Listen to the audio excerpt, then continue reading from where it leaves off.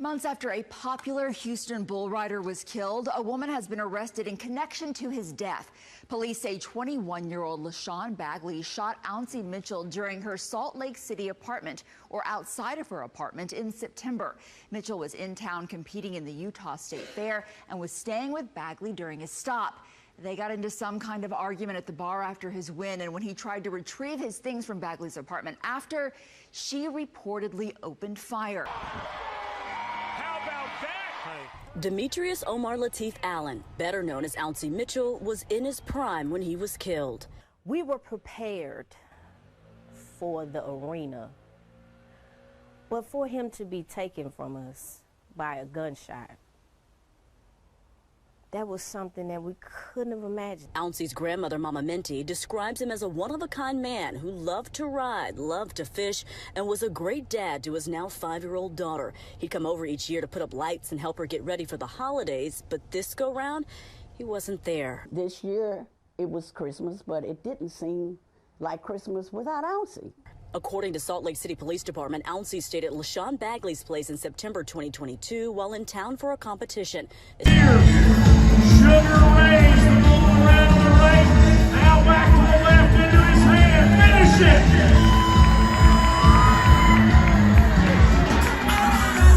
Boy, what a... Today's story is on 27-year-old Demetrius Omar Lateef Allen, better known in the rodeo world as Ouncie Mitchell, a professional bull rider whose dream season brought him to Utah for what should have been another step toward the biggest year of his career before he was killed by LaShawn Bagley, an on and off girlfriend he often celebrated with in Utah during and after his competitions. His career was finally taking off.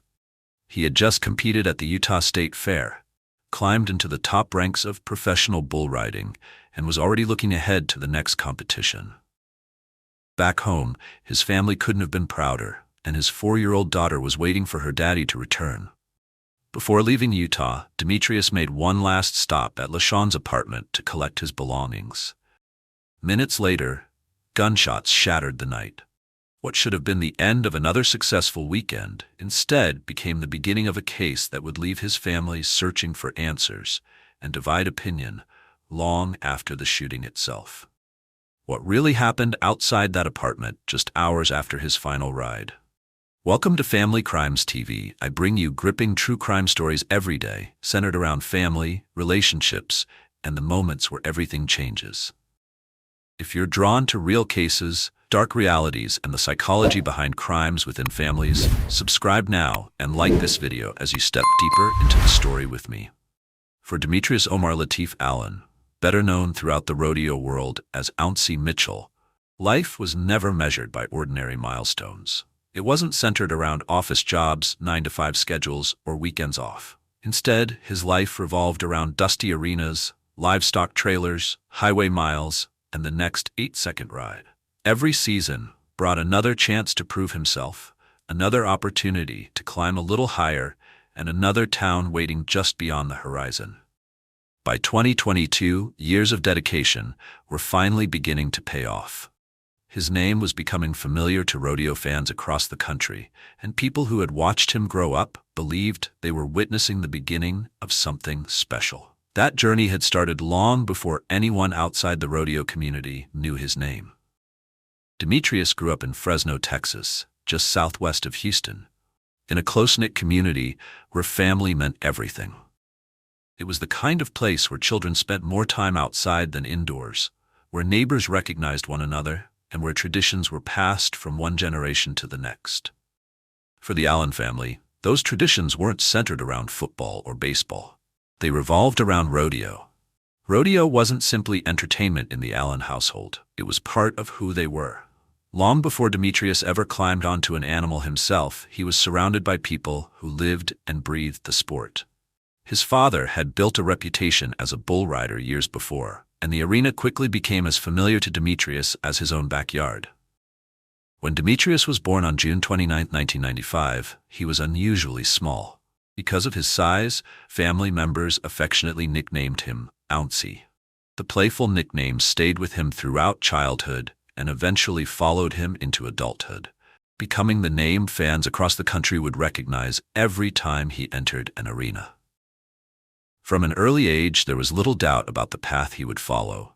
While many children spent weekends watching cartoons or playing video games, Demetrius was learning how to handle livestock.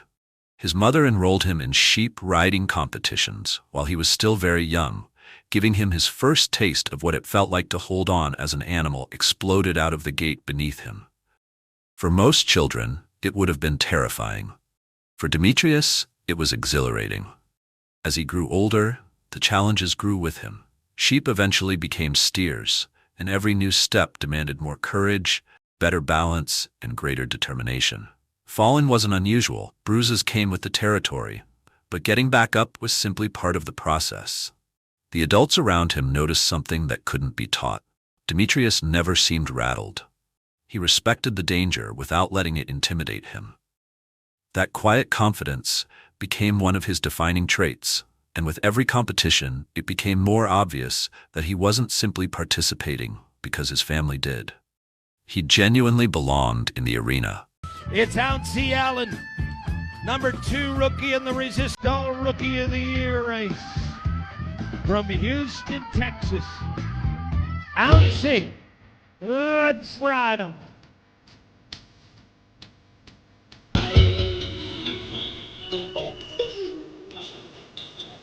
By the time he reached his teenage years, bull riding had become much more than a childhood hobby. It had become his purpose. While attending Worthing High School in Houston, Demetrius balanced school with the demanding schedule that came with competitive rodeo. Weekends often meant long drives across Texas and neighboring states, chasing the next competition, while many of his classmates were attending football games or hanging out with friends. It wasn't always glamorous. There were countless hours on the road, early mornings, late nights, and more setbacks than victories. But every ride brought another lesson, and every lesson made him a better cowboy. Turning professional opened an entirely new chapter of his life. The arenas became bigger, the competition tougher, and the expectations higher. He began competing alongside riders he had admired for years, slowly earning their respect through consistency and determination, rather than loud words or flashy celebrations. Yesterday in San Juan Capistrano, he was 84.5. Ouncie, finish this thing.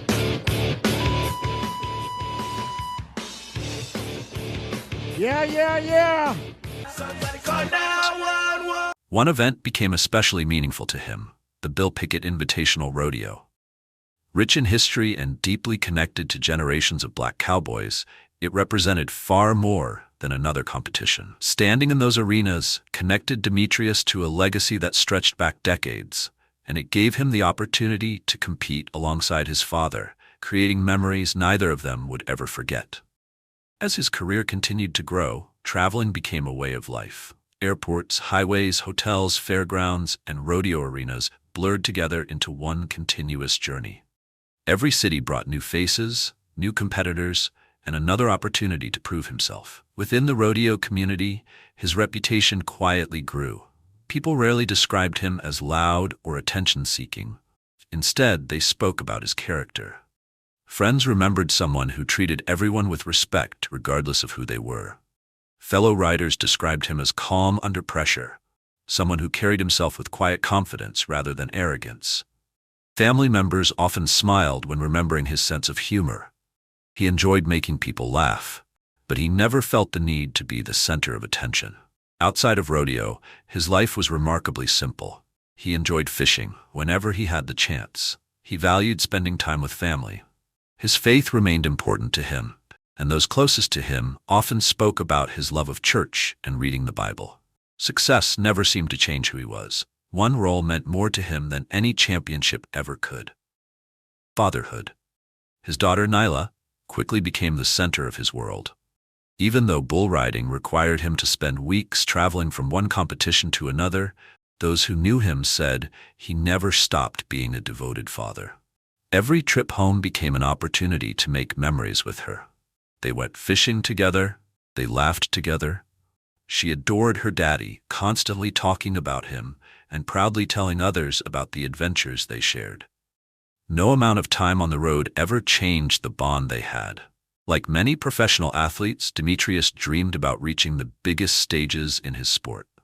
One event stood above all the others: Rodeo Houston. Competing there wasn't just another paycheck. It meant performing before family and friends in the city he proudly called home. As the 2022 season unfolded, that dream no longer seemed distant. It was becoming reality. Everything appeared to be falling into place. Throughout 2022, Demetrius steadily climbed the Professional Rodeo Cowboys Association standings. Every successful ride brought more prize money, more recognition, and more confidence. The consistency he had spent years chasing was finally arriving. Friends who had watched his journey from the beginning believed this would be the season that changed everything. Then came one unforgettable weekend. On September 10th, Demetrius competed at the Tri-State Rodeo in Fort Madison, Iowa, delivering an impressive ride that earned him first place. It wasn't just another victory. It was another confirmation that his career was moving in exactly the direction he had always hoped. From Iowa, he traveled west to Salt Lake City, Utah. The Utah State Fair had become a familiar stop on the rodeo calendar, and like previous visits, Demetrius arranged to stay with LaShawn Bagley, a woman he had known through an on-and-off relationship over the years. Utah wasn't unfamiliar territory anymore. He knew the fairgrounds, recognized many of the riders, and settled into the routine that came with another competition weekend. The atmosphere backstage was exactly what one would expect before a professional rodeo. Cowboys checked their equipment, talked with one another, joked between events, and mentally prepared for their rides. The energy was competitive but relaxed. For Demetrius, it was another opportunity to keep building on the momentum he had worked so hard to create.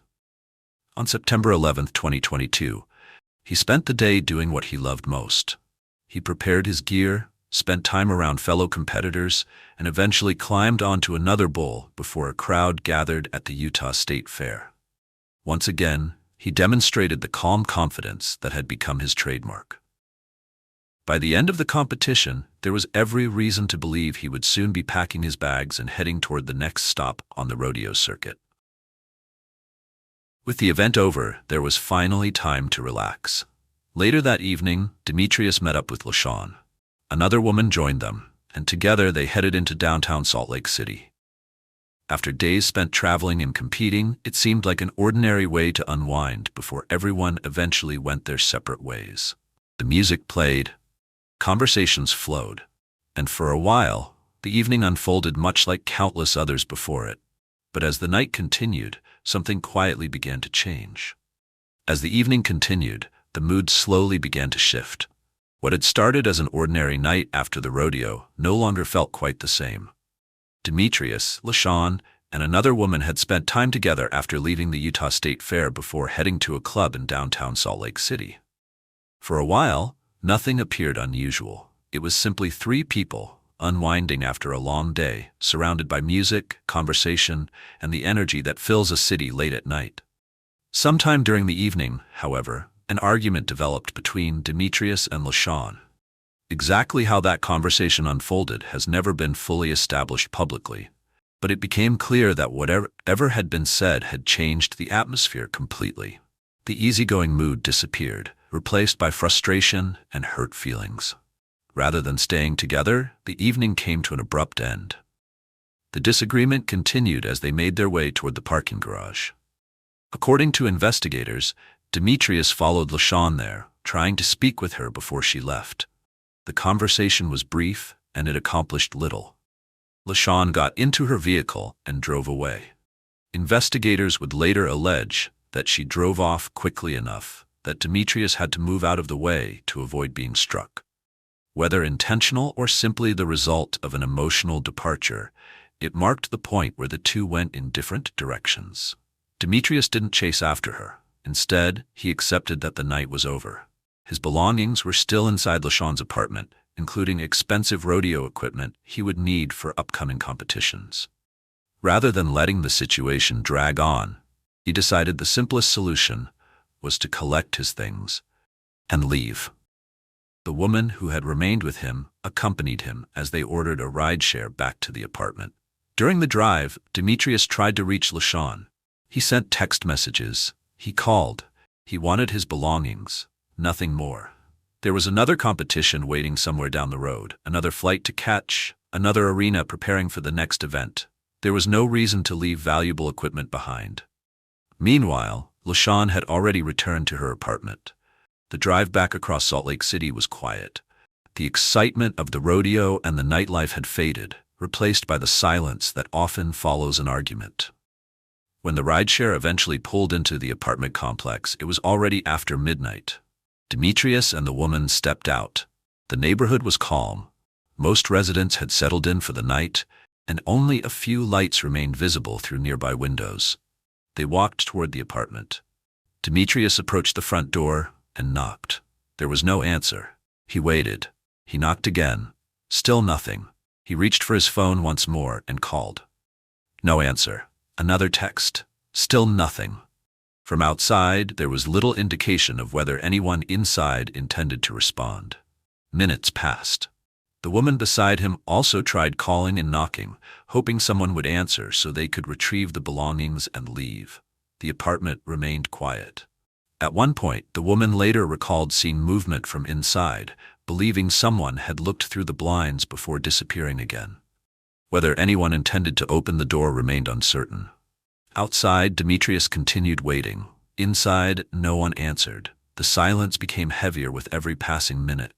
What happened next would become one of the most fiercely disputed parts of the entire case. Investigators, witnesses, prosecutors, and the defense would later describe those moments differently. Some details were agreed upon, while others would remain at the center of intense legal arguments more than a year later. What is clear is that, shortly after midnight, events that had unfolded over several hours reached a point from which there would be no turning back. At 12:04 a.m. on September 12, 2022, a 911 dispatcher received an emergency call from inside the apartment. The caller was LaShawn Bagley. She reported that someone was trying to break into her home. As the dispatcher attempted to gather information, noises could be heard in the background. The dispatcher continued asking questions, trying to understand what was happening. Then LaShawn said words that would later be replayed repeatedly during the investigation. "I'm shooting."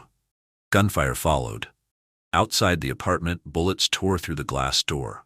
One of them struck Demetrius. The woman who had accompanied him immediately began screaming for help as he collapsed to the ground.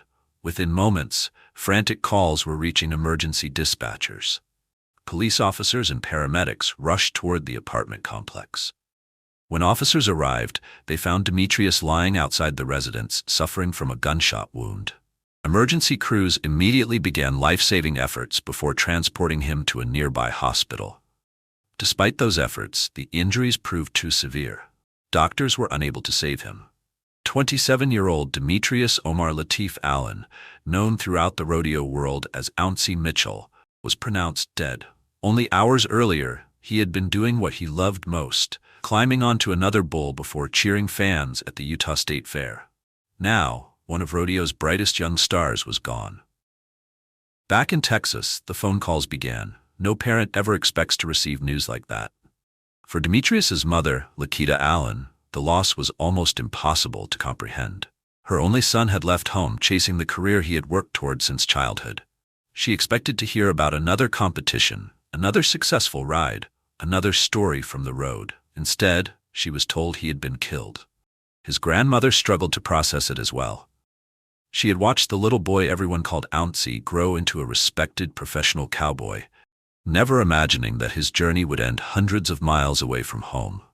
The hardest conversation of all involved Demetrius's young daughter. She adored her father. To her, he wasn't a nationally ranked bull rider or a rising star within professional rodeo. He was simply Daddy, the man who took her fishing, made her laugh, and always came home with another story from the road. Now, those visits had suddenly come to an end. As news spread, shock rippled through the rodeo community. The Professional Bull Riders Organization, the Professional Rodeo Cowboys Association, fellow competitors, and fans across the country shared tributes, remembering not only his talent, but also the man they had come to know. Friends described him as respectful, humble, and kind. Others remembered his quiet confidence. Many simply couldn't believe someone whose career seemed to be reaching new heights had been taken so suddenly. His cousin, fellow professional bull rider Ouncie Mitchell, spoke openly about the enormous loss. The two had grown up together, trained together, and chased the same dreams together. They were more like brothers than cousins, and the thought of continuing without Demetrius seemed almost impossible. In Houston, family and friends gathered to say goodbye. Stories were shared. Photographs captured the smiling young cowboy everyone believed was destined for even greater success. Many couldn't help thinking about everything that still lay ahead. He had climbed into the top ranks of professional bull riding. Rodeo Houston was finally within reach. His best years appeared to be just beginning. Now those dreams existed only in memory. While family members mourned, detectives in Salt Lake City began the difficult task of understanding exactly what had happened. The apartment was secured as a crime scene. Investigators examined the shattered glass, documented bullet strikes, photographed the area outside the residence, and collected physical evidence that would later become central to the case. Witnesses were interviewed. The 911 recording was preserved. LaShawn Bagley was taken into custody and questioned. To justice. Demetrius Omar Lateef Allen, better known as Ouncie Mitchell, was in his prime when he was killed.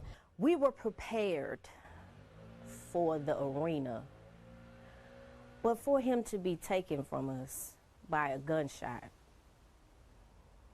that was something that we couldn't have imagined. Ouncie's grandmother, Mama Minty, describes him as a one-of-a-kind man who loved to ride, loved to fish, and was a great dad to his now 5-year-old daughter. He'd come over each year to put up lights and help her get ready for the holidays, but this go-round, he wasn't there. This year, it was Christmas, but it didn't seem like Christmas without Ouncie. According to Salt Lake City Police Department, Ouncie stayed at LaShawn Bagley's place in September 2022 while in town for a competition. They say the two got into an argument at a bar after his ride. He went to her apartment to get his property and was shot by Bagley through her front door. She was arrested and charged with murder and discharge of a firearm then, but for some reason we're still looking into, got out and traveled back here to Southeast Texas where she's from. She was arrested and taken into custody again January 3rd in Fort Bend County. I miss my Ouncie. And she didn't have to take his life. All he wanted was his things to go to the next bull ride. So she could have given it to him. Why didn't she? Ouncie's family wants to make it clear that while he may have had some dealings with her, Bagley was not his girlfriend. I spoke to her mom on the phone. She believes everything being put out about her daughter is a lie, and she's hired an attorney. As the legal stuff plays out, Ouncie's family is remembering who many know as a top 33 bull rider in the world, but to them was just their Ouncie. Integrity, respect, humorous, adventurous. He was a force. He was a spirit. Investigators also noted signs that she had consumed alcohol earlier that evening, and testing would later become part of the investigative record. Despite the seriousness of the shooting, detectives were not yet ready to conclude their work. There were still interviews to conduct, forensic evidence to examine, and timelines to reconstruct. After the initial investigation, LaShawn was released while detectives continued gathering evidence. For Demetrius's family, that decision was difficult to understand. They believed the investigation would ultimately lead to accountability. Detectives, meanwhile, continued working quietly behind the scenes. Weeks turned into months. Phone records were analyzed. Witness statements were compared. Evidence from the apartment was carefully reviewed. Piece by piece, investigators assembled what they believed had happened that night. Eventually, they concluded there was enough evidence to move forward. A murder warrant was approved. LaShawn Bagley, who had since returned to Texas, was located in Fort Bend County by members of the U.S. Marshals Service working alongside Salt Lake City detectives. She was taken into custody and extradited back to Utah, where prosecutors formally announced murder and firearm charges. Well, Emily, I did speak with the family of Demetrius Allen, better known by his professional bull rider name, Ouncie Mitchell. They said it's a step in the right direction, but nothing will bring him back. They say he was loved by many, and every day they have to deal with his loss, and that nothing will bring back the light he brought into their lives. Police say that the suspect, 22-year-old LaShawn Denise Bagley, allegedly shot Allen while he was outside her Salt Lake City apartment near 9th South and 2nd West in September 2022. Now, 5 months later, she's been charged with 1 first-degree felony count of murder and 9 third-degree counts of felony discharge of a firearm. His family says it's a step towards justice, but nothing will ever bring him back. I have to deal with my granddaughter, and her mother has to deal with her asking questions of where's her dad, when is he coming back, and how long is he going to be in heaven, and things of that nature. The Allen family says they plan on launching the Ounce of Hope Foundation in his honor this February. For Demetrius's family, it felt like the first real step toward justice. The legal process was finally beginning. Court dates were scheduled. Attorneys prepared their cases. Evidence was exchanged. With each hearing, it appeared the case was steadily moving toward a trial where a jury would eventually decide what had happened outside that apartment. But as both sides continued preparing, it became clear that this would not be an ordinary murder prosecution. Long before any jury could be selected, the defense raised an argument that had the potential to change the entire course of the case. The defense's argument centered on a Utah law that allowed a person charged with using deadly force to ask a judge to decide before trial whether that force had been legally justified. It was a dramatic shift. Until that point, the case had seemed relatively straightforward. A young professional bull rider had been shot outside an apartment. Police had conducted their investigation, prosecutors had filed murder charges, and both sides were preparing to present their evidence before a jury. Now, instead of focusing on whether LaShawn Bagley had fired the shots, the court would first have to answer a different question altogether. Was she legally justified in doing so? To understand why that question became so important, the court had to go back to the moments immediately before the shooting. For the first time since Demetrius's death, details began emerging that the public had not heard during the initial news coverage.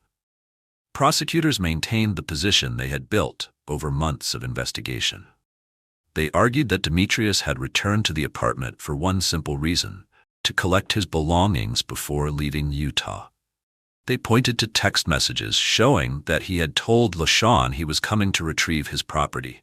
Those belongings included expensive rodeo equipment he would need for future competitions. From the prosecution's perspective, Demetrius had every reason to come back. His property was inside. He had attempted to call, he had sent messages, he had knocked on the door. They argued that LaShawn knew exactly who was outside. The defense, however, presented a very different picture of those same few minutes. According to the defense, the issue wasn't whether the person outside was Demetrius. The issue was what LaShawn reasonably believed was happening from inside her apartment. The hearing introduced testimony that after arriving at the apartment, Demetrius and the woman accompanying him didn't simply knock once and leave. Witness testimony described repeated attempts to get inside. One witness testified that a credit card was used in an effort to open the locked door. Another detail drew particular attention. According to testimony presented during the hearing, after those attempts failed, Demetrius picked up a large rock from outside the apartment. The significance of that testimony immediately became one of the most disputed issues in the case. The prosecution argued that Demetrius wanted his belongings and had communicated that intention through text messages. The defense argued that someone inside the apartment had no way of knowing exactly what would happen next if they believed people were attempting to force their way inside. The court also examined the 911 call itself. At 12:04 that morning, before any police officer had arrived, LaShawn called emergency dispatch and reported that someone was trying to break into her apartment. As the dispatcher remained on the line, the situation unfolded in real time. Then came the words that had become central to the case. "I'm shooting." The defense argued that the recording supported LaShawn's claim that she believed she was defending herself inside her own home. The prosecution argued that the evidence did not support a reasonable belief that deadly force was necessary. Both sides looked at the same events. Both sides reached completely different conclusions. The court also examined the physical evidence collected at the apartment. Photographs, bullet trajectories, damage to the glass door, the location where Demetrius fell. Investigators testified about what they observed after arriving at the scene, while attorneys questioned witnesses about the sequence of events leading up to the shooting. Throughout the hearing, Judge Mark Kouros listened carefully as each side presented its evidence. Unlike a trial, this hearing wasn't about deciding guilt beyond a reasonable doubt. Under Utah law, once credible evidence of self-defense had been introduced, prosecutors had the burden of showing by clear and convincing evidence that LaShawn's actions were not legally justified. It was a different legal standard than many people were familiar with. Over the course of the hearing, prosecutors argued that Demetrius's text messages showed he intended only to retrieve his belongings. The defense responded that there was no evidence proving LaShawn had actually read those messages before the shooting. Prosecutors emphasized that Demetrius had property inside the apartment. The defense responded that having belongings inside someone else's home did not automatically give a person the right to force entry if they believed they were being denied access. Each argument was met with another. Each question produced another layer of complexity. By the end of the hearing, the case looked far different than it had months earlier when murder charges were first announced. And a Utah judge dismissed the murder charge against a woman accused of killing a professional bull rider here in Salt Lake City. Now, the judge ruled Wednesday 23-year-old LaShawn Bagley was legally justified when she killed Demetrius Allen, also known by his fans as Ouncie Mitchell.